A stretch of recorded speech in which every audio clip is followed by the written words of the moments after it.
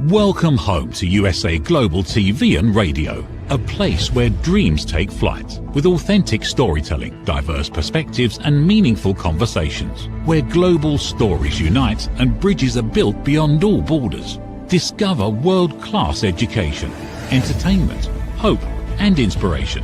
Together, we're building bridges worldwide. Subscribe to our channel, USA Global TV.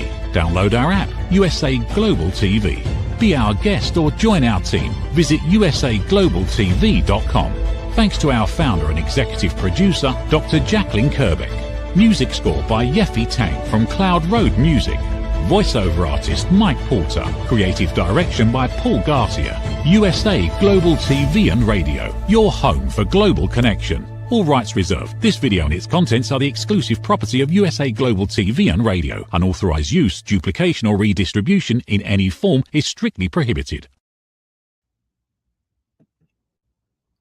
What happens when you get together 3 professional TV show hosts with no script on a Sunday afternoon?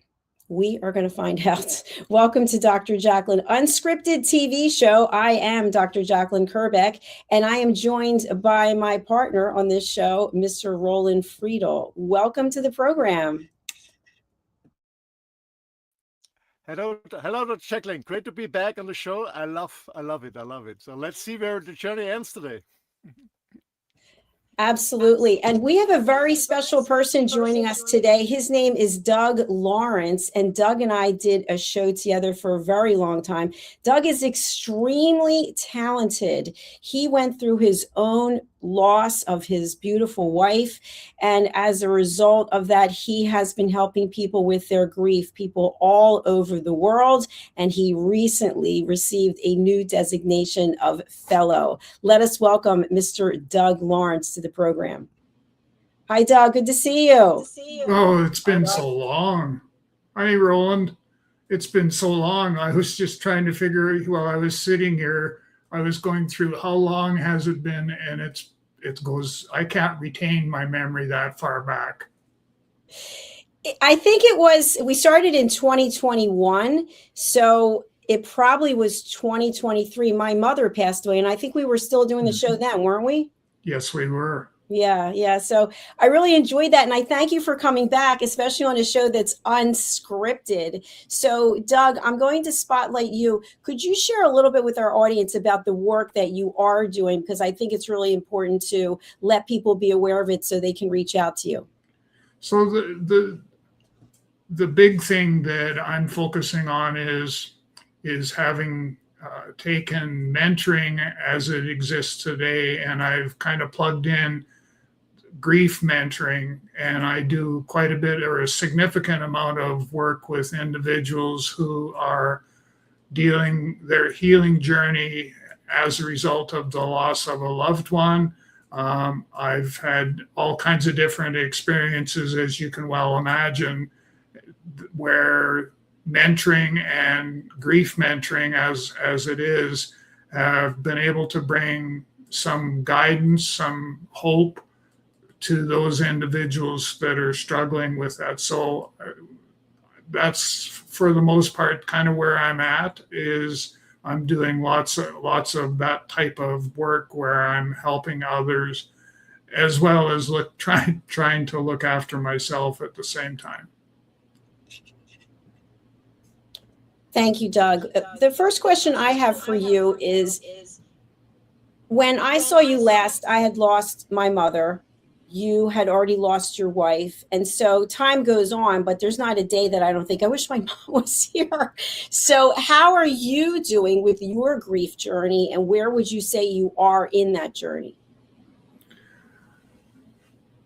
For me, I'm probably much the same, where there isn't a day goes by that I'm not kind of looking over my shoulder to see where Deborah is, or, trying to, sometimes I'll have a conversation. Nighttime is when I find that if I'm going to have company overnight, that's when it's going to happen, is at bedtime. And that's when Deborah will, appear and will make sure that I understand everything's okay, and that, continue with your healing, and, and help others as much as you possibly can, because that's who you are.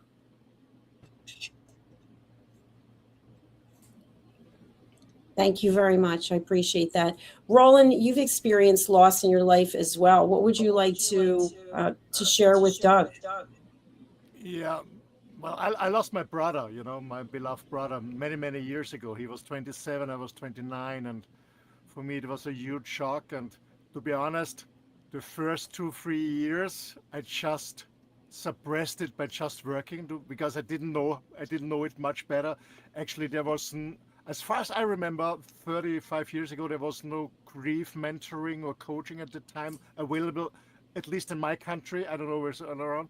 So I was just by myself, and so I'm very thankful, to be honest, for the work you're doing, because I think, especially in times like this, it's so helpful to have somebody on your side. You're not going to suppress all the emotions, because like myself, I guess 3 or 4 years later, they all popped up, and it even was worse than in the beginning. So I'm very thankful for what you're doing. And maybe you can tell us a little bit about how important it is from your point of view, as you experience it yourself, and now you're working with people, is how important it is not to suppress this emotion, but letting go and going through, I would say, the journey of different phases in grief. Yeah, there's definitely the different phases, but what's important is that, and you've touched on a common point, which is, you can't allow the grief that you're dealing with, you can't allow it to build up inside, because what it will happen is, if 6 months, a year down the road, you have another loss in the family, it's compounding the suffering that you're going to be going through. It's now compounded, and you've got double the stuff that you have to be able to deal with. One of the things that I wonder is, my mom died, and people said to me, she was in her 80s. I mean, what do you expect? That's what happens. People die. And I thought that was like, more than one person said that to me. People are close to me, and that really hurt, because I thought, is that the way that we come across when someone else dies, somebody that we're close to? So what would you say to someone who doesn't really know what to say, instead of saying something that is really hurtful? Well, and that's actually one of the common things that I end up being asked about, and it's, you've touched on one of them, but it's, most people don't know what to say, when to say it, and how to say it. So rather than not saying anything, they just blurt something out, and like you have already mentioned, it causes more pain, more suffering for the individual who has actually lost something. So what I typically tell people is that, think before you speak, and if you aren't sure if what you're about to say is going to impact the person in any way, shape, or form, then it's obviously something that you should not say or shouldn't say. And then you need to figure out, okay, how am I going to, what words can I use? A lot of times it's a matter of simply just asking questions. Is there anything that I can do to help? And by that way there, you've left the door open for them to reach out and say, yes, I'm really struggling with this sort of thing. The worst thing that we could do, the absolutely horrible thing to do, is to just say something, or sometimes to just not say anything at all. And that just makes it worse. And kind of the last point is, whatever you do say, if you make a commitment, you live up to that commitment. And what I mean by that is, if you say, let's go for a coffee tomorrow, or let's go for lunch, and then you don't show up, or you choose not to go, that sends mixed messages that the person that you're supposed to spend time with, that you don't really truly care about them at all.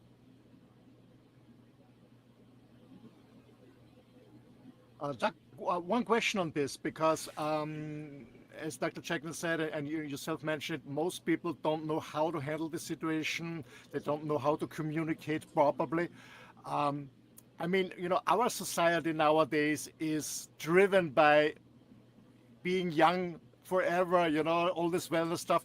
Well, death is something that we put away. We don't talk about it. We try to avoid to talk about it. Yeah. Do you think it's helpful that we learn it in school, that we talk about that we're going to die one day, or a beloved person is going to die one day, and how we can, we'll say how we communicate it, how our attitude is, and do you think it's helpful that we learn it from young age to live with this and not to put it away, because we never learned how to communicate properly?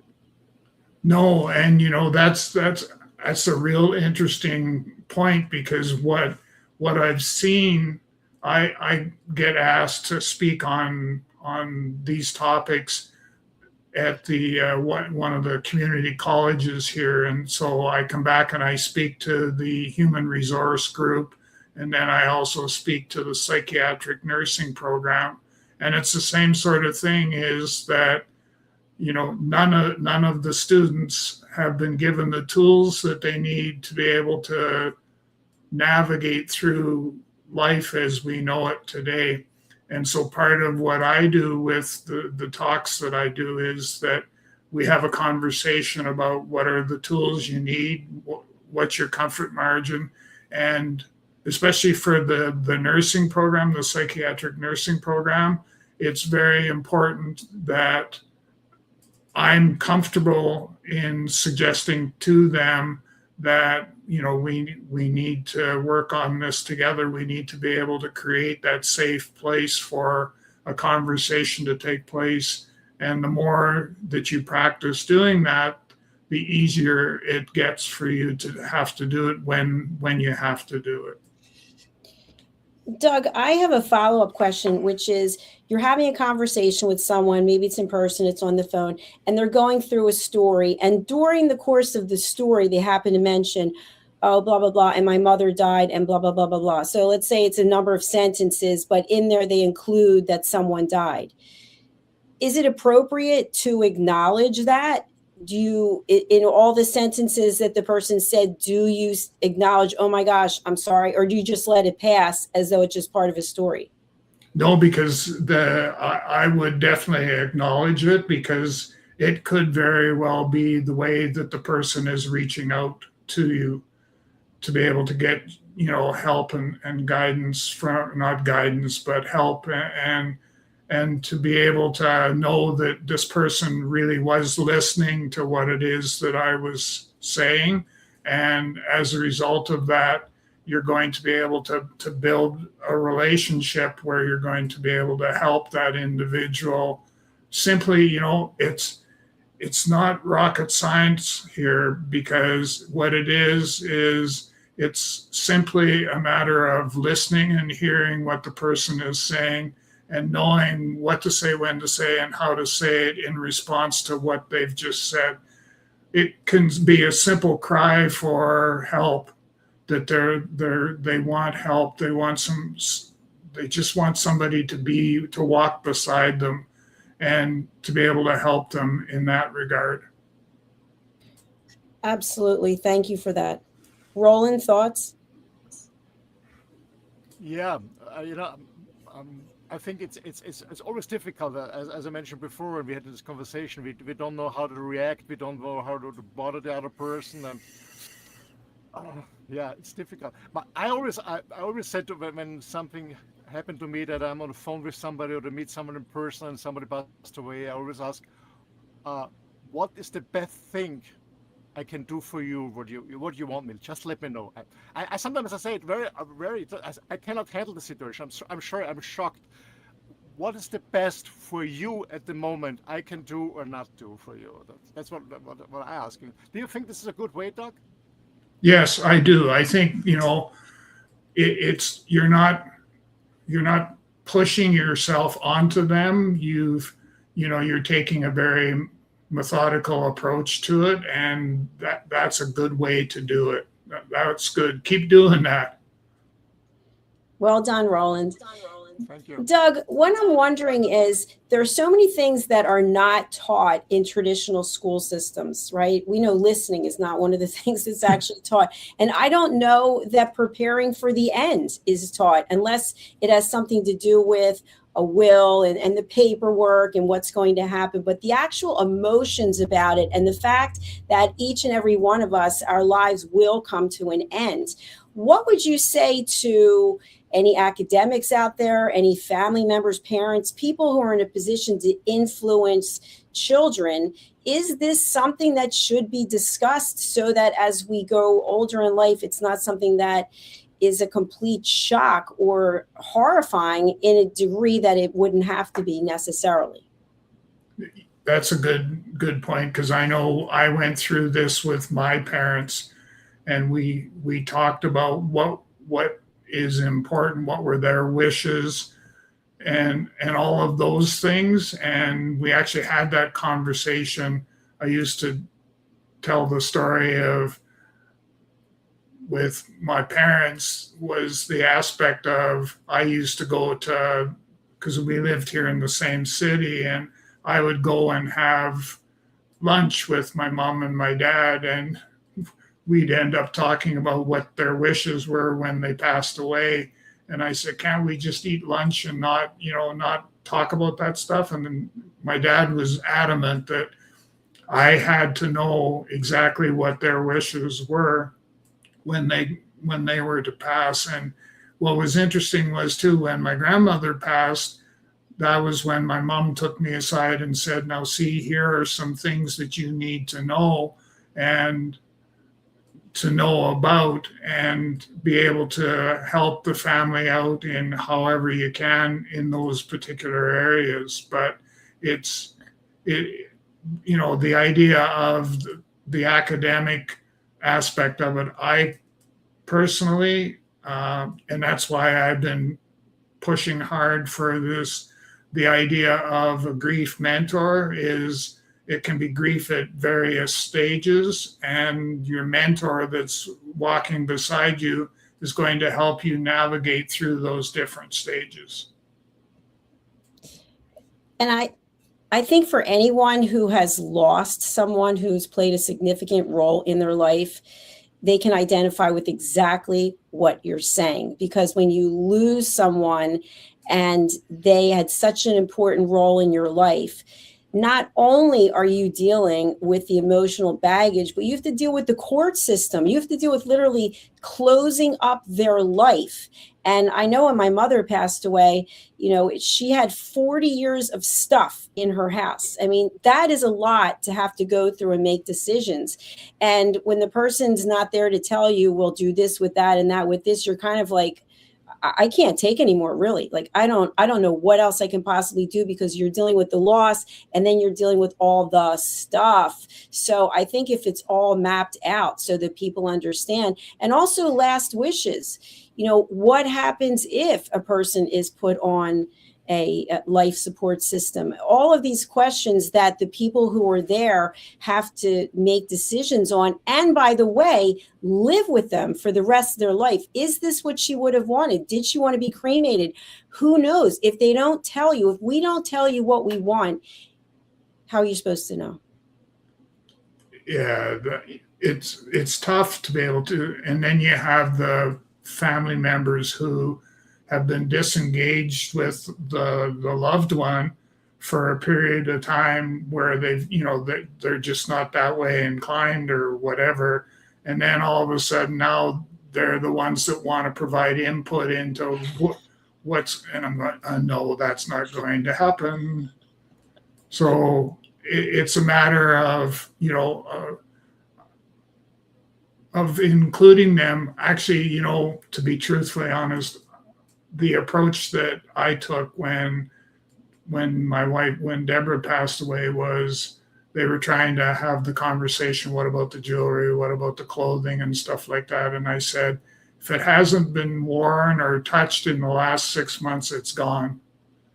And so you either figure it out amongst you as to what each wants to take as a memory, and that's the rest will go to Goodwill or wherever. But what I've seen in well, certainly in personal experience with Deborah, but I've seen with other families as well that go through much the same sort of thing, and that just adds to the stress. And so there's no real need for that to take place.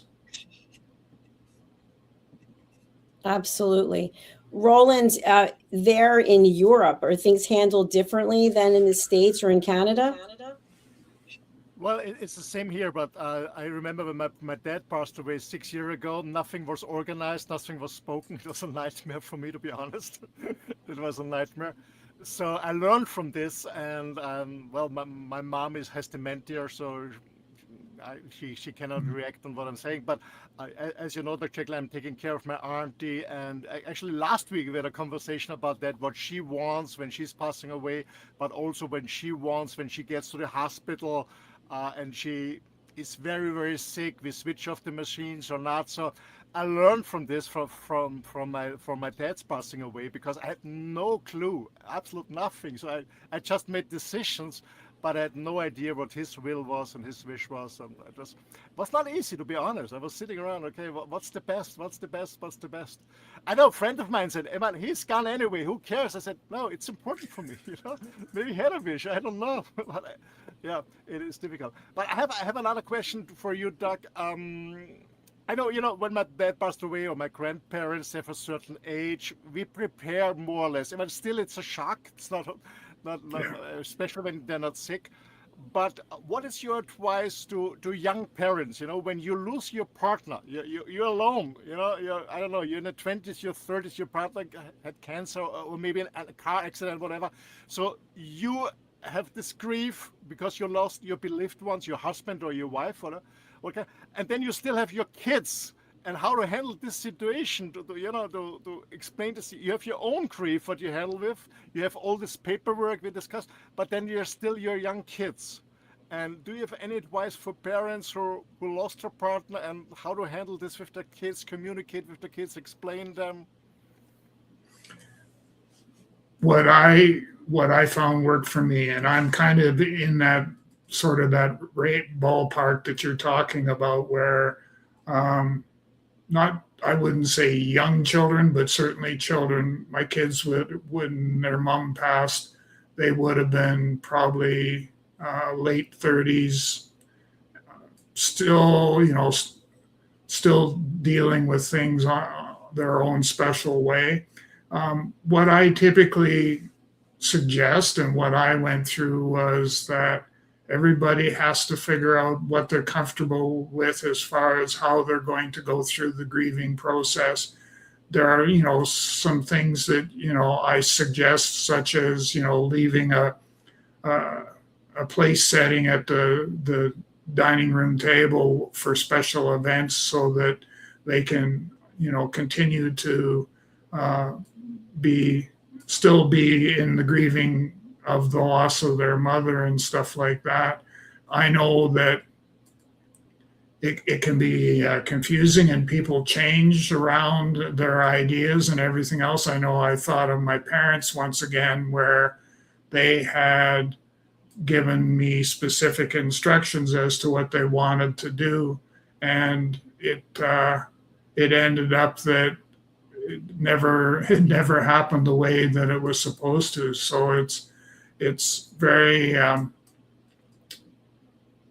you have to deal with each and every situation on its own kind of merit, for lack of a better choice of words, and because things will probably change.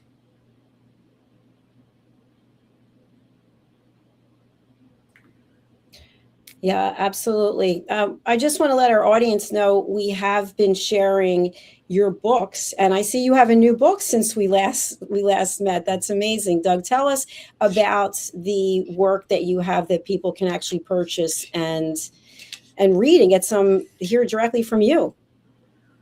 So yeah, I've got You Are Not Alone, which was a book that I did. It would be book number 2. And it was primarily written with the idea in mind of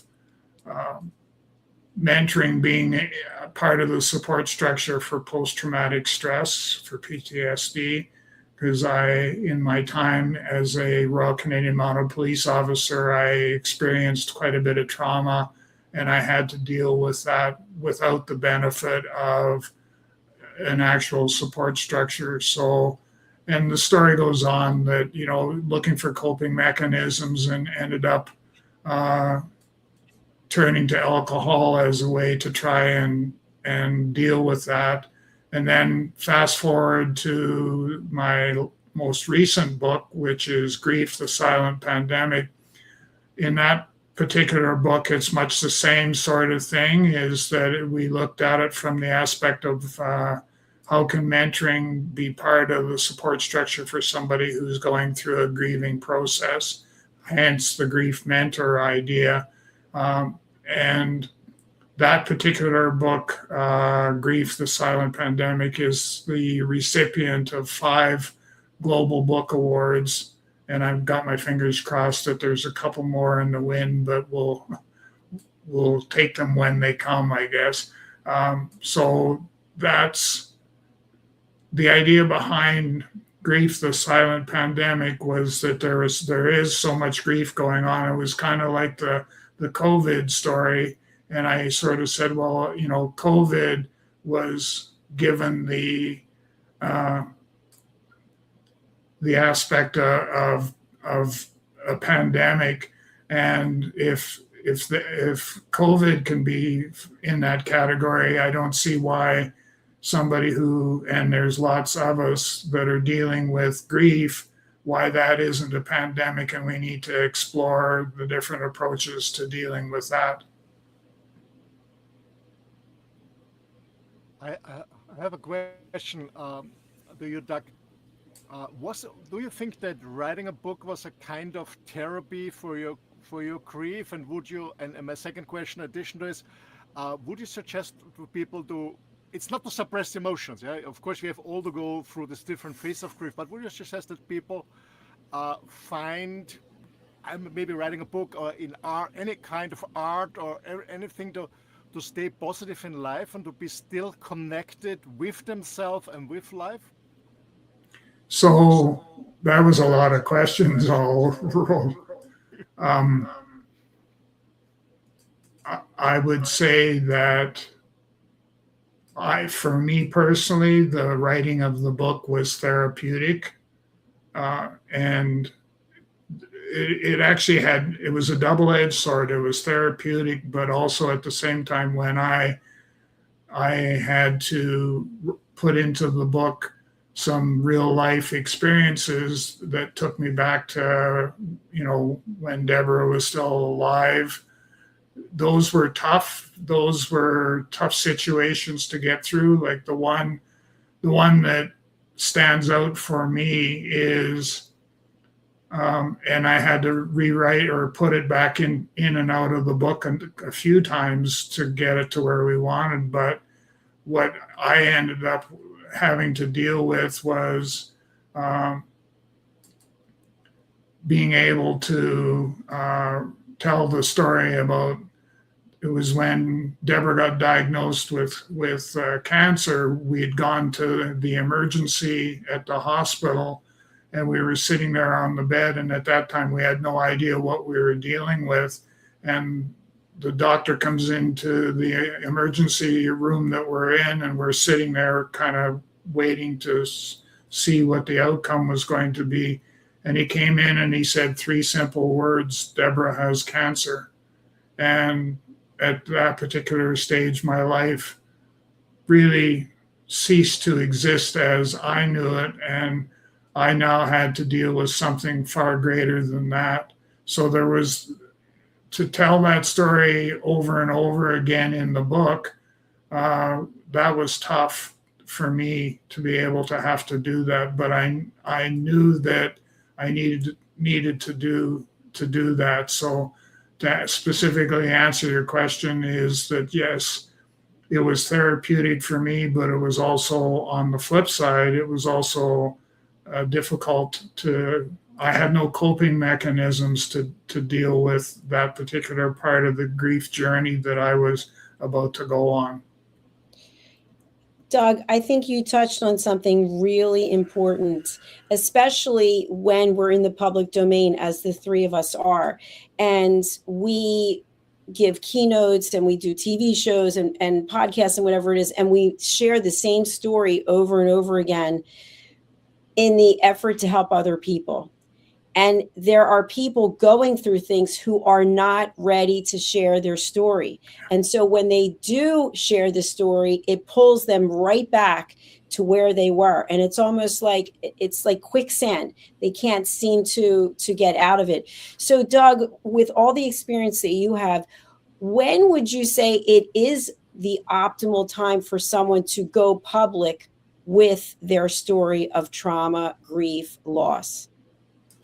There's no real answer for that. It's to be able to say when, you're at this stage in the grief, this is what you need to do and stuff like that.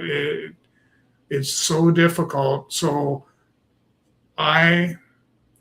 for me, part of my healing journey was telling my story, telling Deborah's story. And if I needed to do that in order to be able to continue to heal, deal with the grief, recognize it at times that this is bigger than me and that I needed professional help. And so I went and spoke to a counselor. I did a couple of different healing modalities that seemed to help me to be able to move things. EMDR, I think, is one of them. The rapid eye movement. So, there was different things that I was able to do. I think that, each and every one of us have to be in a place where we feel comfortable and safe.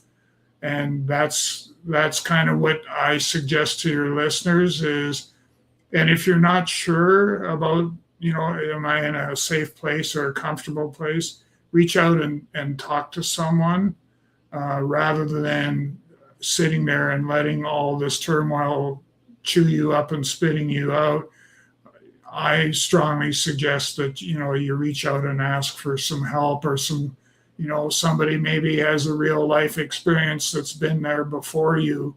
And now, you can tap into that real life experience because for a lot of people, the dealing with grief, they know that there's others out there that have experienced much the same sort of thing, and that's who they want to tap into. So I think, it's much the same idea for us as well. 100%. Because, when especially when we have very strong emotions like grief or anger or whatever, it's a saying, okay, let it out, speak about it, write about it, because otherwise you're in your mind and you, as you said, your turmoil turning around. So I think it can be very helpful to speak about it, not to get attention, but just to get, I wouldn't say to get rid of it, but to get this pressure inside us with all this emotion, to really lower this pressure. Did you think that it could help you lower this pressure inside you of this, I wouldn't say negative emotion, but about grief or whatever you felt, maybe anger because it hit her too early with the cancer? I think there's not only grief, there's also maybe, did you also have anger inside you that you have to let go? I personally didn't have that much anger, other than I had a ton of questions as to, why did you take her instead of me? All those types of questions that we typically try to get answers to, and not always do we get answers. one thing that actually does help, and I've done a little bit of this, is the journaling. So I journal how I feel and all that sort of stuff.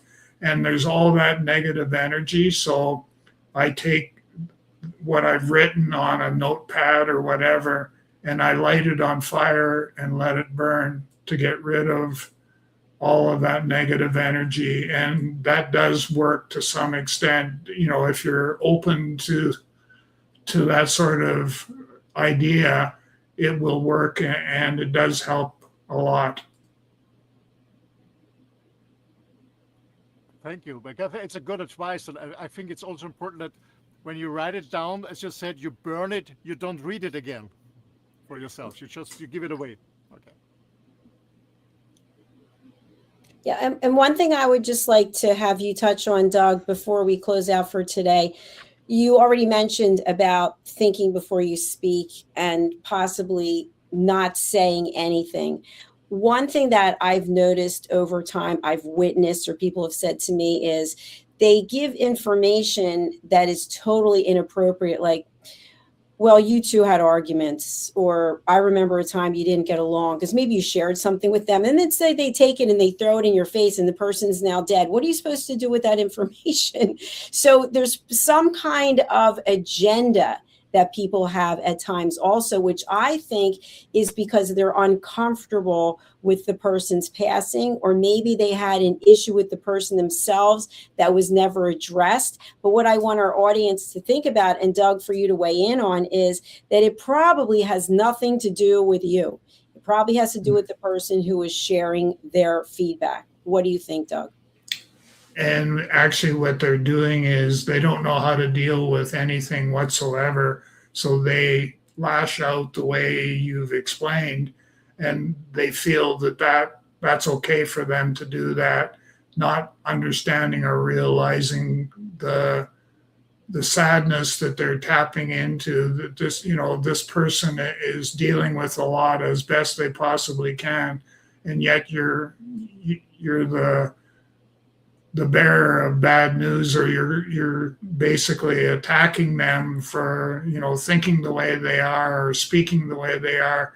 A lot of times they have no control over that because they have all this stuff going on through their mind, and that's where I still, I encourage your listening audience, in addition to all the tips and things that we've given them today, is if you're still not sure the path that you wish to take, it doesn't hurt to have a couple conversations with some counselors just to be able to help get you started in the right pathway. I work with quite a number of people that's the approach that we take, and it seems to work well.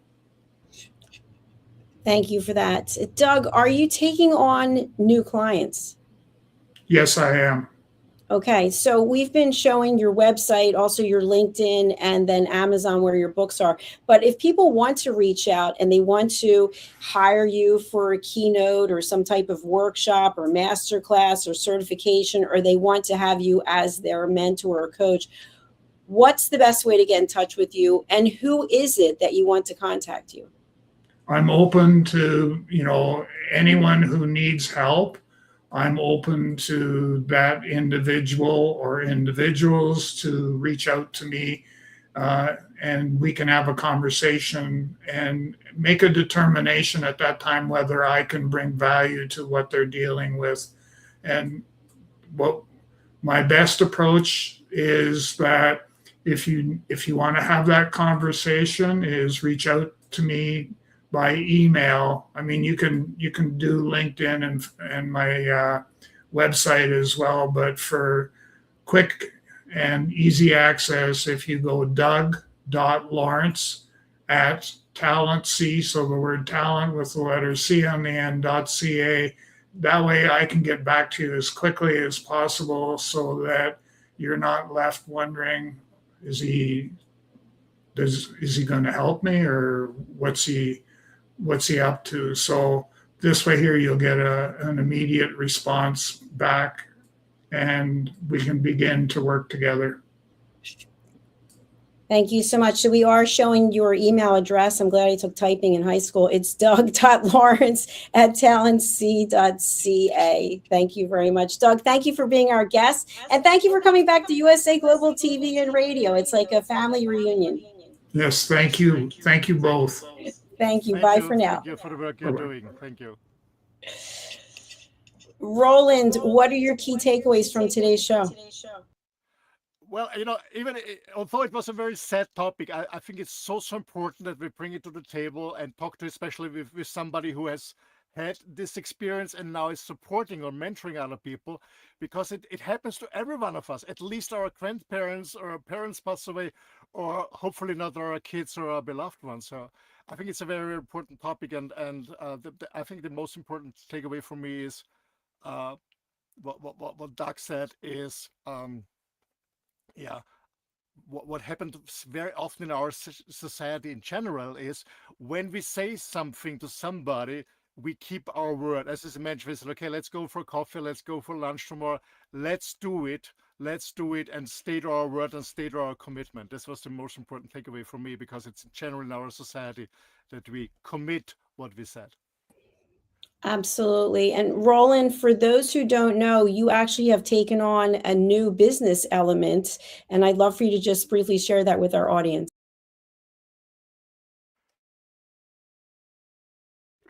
Yeah, thank you.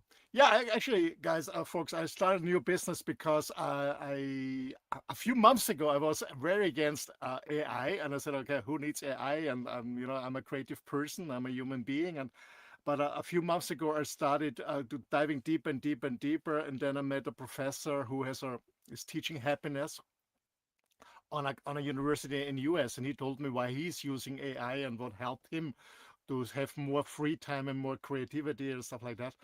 And so I started diving deep in AI. To make a long story short, my company is running totally on AI agents, and it's working very, very well for me.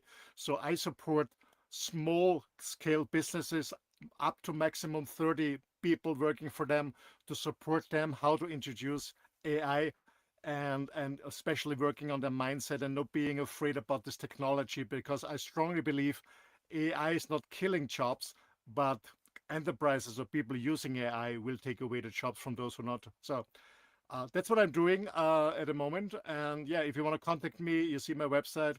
It's in German and English available. Just write me an email at office@rolandfriedl.myname.com. Thank you so much. And yeah, the best is yet to come. Thank you. Thank you, Roland, and thank you everyone for watching and being here for today. Please do reach out to Doug. I can personally vouch for him. He is a stand-up person, and he will absolutely help you on your journey. And thank you to Roland, my dear friend and partner on this program. I really do appreciate the time that we spend together. So I would like to selfishly plug a new book that's coming out, and part of the reason is because it really ties in with what we're talking about today. The book is called Stop: Why Knowing Isn't Enough. Meaning, we have so much information, but we don't take action. We don't do anything with it. We just say, oh, yeah, I know. Yeah, I know. I mean, I can't tell you how many times I'm even in coaching sessions and people will say, yeah, I know. That's a great idea. And I think, will you take action? Will you do anything? We will see. So let's take a look at this. You can order the book on Amazon in September.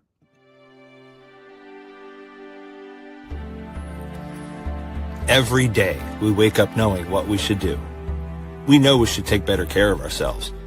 We know we should have the difficult conversation. We know we should stop making excuses. We know we should invest in our future. We also know we should take the first step. So why don't we? It's not because we aren't smart enough. It's not because we don't have enough information. And it's certainly not because we don't care. We live in a world overflowing with knowledge. Books, podcasts, videos, courses, experts, even artificial intelligence. We have more access to information than any generation before us. Yet so many of us are still waiting for the right time, waiting to feel ready, waiting until tomorrow. But tomorrow becomes next week becomes next year, and before you know it, another opportunity has passed us by. The truth is, knowing has never been the finish line. It's only the starting line. Our lives don't change because we know more. Our businesses don't grow because we know more. Our relationships don't improve because we know more. And our health doesn't transform because we know more. Everything changes when we act. When we choose courage over comfort, progress over perfection, action over intention. The question isn't, what else do we need to know? The question is, what are we going to do with what we already know? Stop. Why Knowing Isn't Enough by Dr. Jacalyn Kerbeck. Because knowing opens the door. Action changes your life. Available September 2026.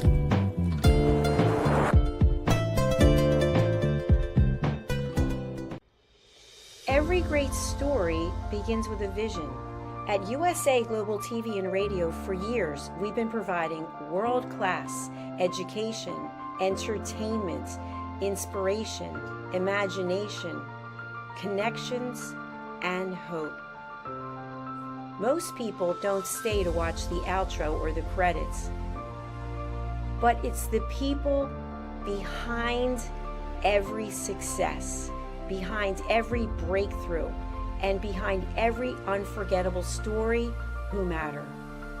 The TV show hosts, our guests, our sponsors, our publicists, our production team, our distribution team, our search engine optimization team, and so many more.